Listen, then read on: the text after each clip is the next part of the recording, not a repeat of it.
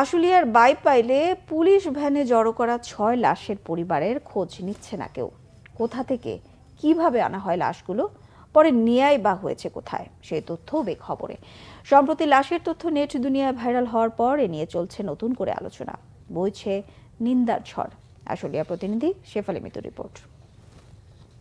আশুলিয়ার বাইপাইলে পুলিশ ভ্যানে জড়ো করা ৬ লাশের পরিবারে এখন শুধুই আহাজারি, অথচ খোঁজ নেয়নি কেউ।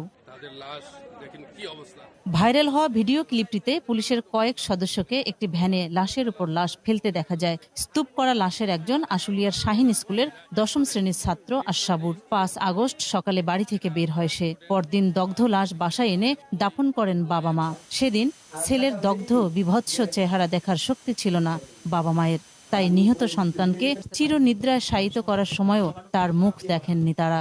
সেই ক্ষত আবারও জেগে উঠেছে ভাইরাল হওয়া ভিডিও ক্লিপে। পেপারে দেখেছি যে পুলিশেরাই তো মারছে, যেই উদ্যোক্তা হোক, কিন্তু মারছে তো পুলিশেরা। এখন তো ওদের তো বিচার হওয়া দরকার। ২ ছেলের মধ্যে ছোট আশরাবুর মাত্র একবার ক্লাসে দ্বিতীয় হয়, বাকি সবসময়ই থেকেছে প্রথম স্থানে। সেই সন্তানের এভাবে চলে যাওয়া মেনে নিতে পারছে না কেউই। মারছে আবার তাকে ভ্যানে করে নিয়ে যায়, আবার পুলিশ ভ্যানে নিয়ে যায়, পোড়াই দিছে পেট্রোল দিয়ে, আগুন দিয়ে। নির্মম ভাবে হত্যাকাণ্ড করছে তারা। আমি বিচার চাই। সেদিনের স্মৃতি মনে করে আজও আঁতকে ওঠেন সেই মৃত্যু উপত্যকা থেকে প্রাণে বেঁচে ফেরা সৌভাগ্যবানরা। তারা চোখের সামনে দেখেছেন কিভাবে ঝরে গেছে কত প্রাণ।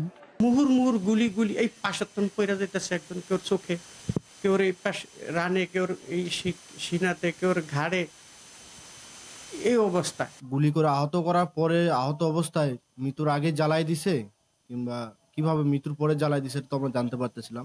এসব হত্যাকাণ্ডের ঘটনায় সাবেক প্রধানমন্ত্রী শেখ হাসিনা, তার ছেলে জয় এবং এমপি মন্ত্রী সহ স্থানীয় নেতাকর্মীদের নামে আশুলিয়া থানায় এখন পর্যন্ত মামলা হয়েছে ২০টি।